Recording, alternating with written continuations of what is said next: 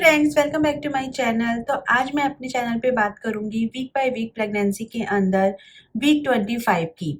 Week 25 का मतलब है कि आप अपने प्रेगनेंसी के अंदर 6th मंथ के अंदर हो और सेकंड ट्राइमेस्टर के अंदर हो। तो आज मैं आपसे बात करूंगी कि आपकी बॉडी के अंदर क्या चेंजेस हो रहे हैं, बेबी के पॉइंट ऑफ व्यू से उसकी ग्रोथ कैसी है और हमें किन-किन बातों का ध्यान रखना चाहिए जिससे कि हमारी जो प्रेगनेंसी है वो स्मूथ चलती रहे। तो वीक 25 के अंदर बेबी के पॉइंट ऑफ व्यू से एक बहुत ही अच्छा चेंज आता है कि इस टाइम पे बेबी अपनी आईज़ ओपन कर सकता है।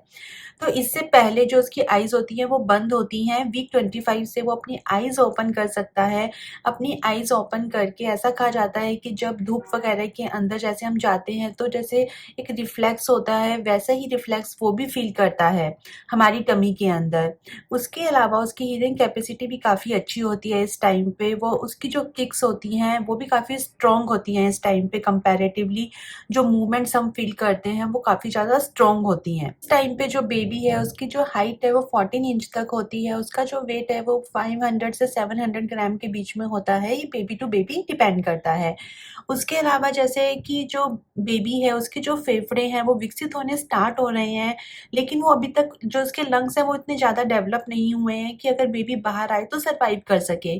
इसलिए जो बेबी है वो इस टाइम पे अंदर ही रहना सबसे बेस्ट रहता है। इसके अलावा बेबी का जो स्लीप पैटर्न है वो भी थोड़ा-सा एग्ज़ीक्यूट होना स्टार्ट हो जाता है कि जैसे आपको कई देर तक कुछ मूवमेंट नहीं होगी, फिर आपको मूवमेंट फ़ील होगी, फिर आपको कई देर तक कुछ मूवमेंट नहीं होगी। जो बेबी है वो हिकअप भी कर कर सकता है, हिचकियाँ ले सकता है, इस टाइम पे स्टार्ट कर सकता है। उसके अलावा जैसे अपना थंब जो सक है वो भी बेबी करना स्टार्ट कर देता है।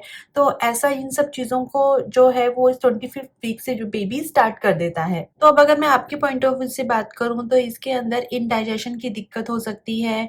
इसके अलावा जैसे गैस बनना, कॉन्स्टिपेशन होना या फिर आपको पैरों के अंदर बहुत ज़्यादा स्वेलिंग और दर्द होना, कई बार ऐसे हाथों के अंदर या आर्म्स के अंदर दर्द होना या फिर ऐसे कमर में दर्द होना या किसी के बाल बहुत अच्छे हो जाते हैं, किसी के बाल बहुत ज़्यादा झड़ने लग जाते हैं, स्किन का इवन टोन, अनइवन टोन होना, तो या फिर आपकी ग्लो होना या डलनेस आ जाना, ये सब चीज़ें प्रेगनेंसी के कॉमन सिम्पटम्स हैं जो हर प्रेगनेंसी में डिफरेंट होते हैं।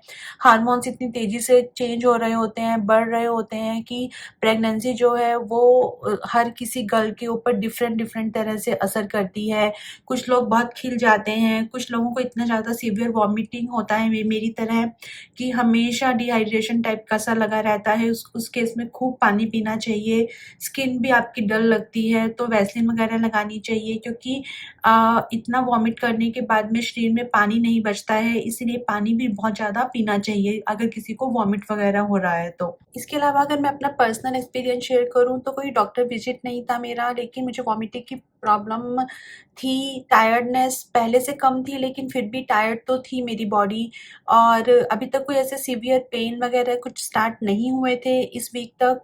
लेकिन हाँ, मुझे ऐसे थोड़ी थकावट लगती थी और बिकॉज़ ऑफ द वॉमिटिंग मुझे काफ़ी ज़्यादा इश्यूज़ हो रहे थे, जैसे कि मतलब ऐसे पूरा मुँह का टेस्ट मेरा बहुत ज़्यादा बुरा रहता था और वॉमिटिंग मुझे 9 मंथ्स तक होती है, जैसे कुछ लोगों को होती है, तो मैं भी उनमें से एक हूँ। और ये था मेरा वीक 25 का प्रेगनेंसी का एक्सपीरियंस जो मैंने आप लोगों के साथ में शेयर किया। नेक्स्ट अब मैं मिलूँगी आपसे वीक 26 के अंदर।